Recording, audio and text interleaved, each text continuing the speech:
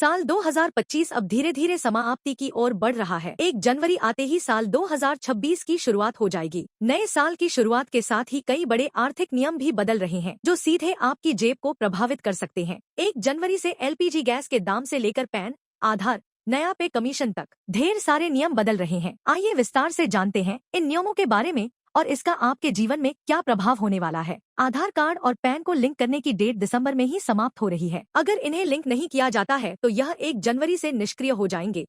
फिर आप ITR refund, receipt और बैंकिंग लाभ नहीं ले पाओगे। साथ ही पैन निष्क्रिय होने से आप कई सरकारी योजनाओं के लाभ से भी वंचित हो सकते हो। बैंक, यूपीआई और डिजिटल पेमेंट के नियमों को सख्त किया जा रहा है। फ्रॉड को रोकने के लिए सिम वेरिफिकेशन के नियमों को भी कड़ा किया जा रहा है ताकि फ्रॉडर्स व्हाट्सएप, टेलीग्राम और सिग्नल जैसे ऐप से फ्रॉड को कम किया जा सके। State bank of India, Punjab national bank और एचडीएफसी बैंक जैसे बैंकों ने लोन की दरें कम कर दी हैं, जो 1 जनवरी से प्रभावी होने वाले हैं। इसी तरह जनवरी से नई फिक्स्ड डिपॉजिट ब्याज दरें भी लागू होंगी। यह आपके निवेश को प्रभावित कर सकता है। हर महीने एलपीजी गैस सिलेंडर के दाम में बदलाव होता है। 1 जनवरी से भी एलपीजी के दाम में गिरावट या उछाल हो सकती है, जिसका असर आपकी जेब पर पड़ सकता है। 1 दिसंबर को कमर्शियल गैस सिलेंडर के रेट में 10 रुपए की कटौती हुई थी। दिल्ली में यह रेट 1580.50 रुपए है। ऑयल कंपनियां हर महीने एलपीजी के साथ ही सीएनजी, पीएनजी और एटीएफ के दाम बदलती हैं। 1 जनवरी से एलपीजी के साथ सीएनजी, पीएनजी और जेट फ्यूल एफ्ट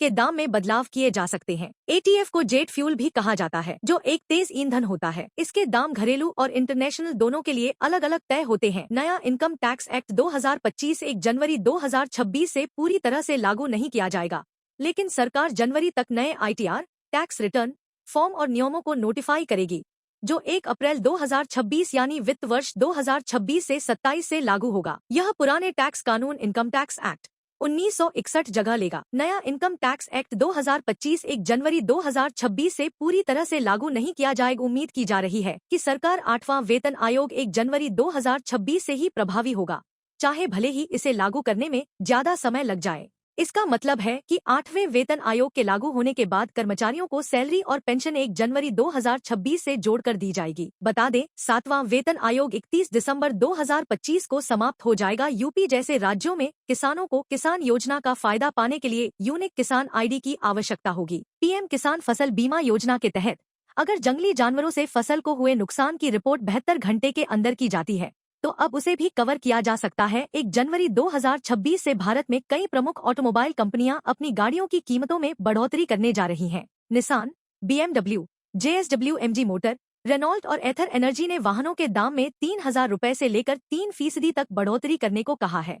टाटा मोटर्स और होंडा जैसी कंपनियों ने भी बढ़ोतरी के संकेत दिए हैं।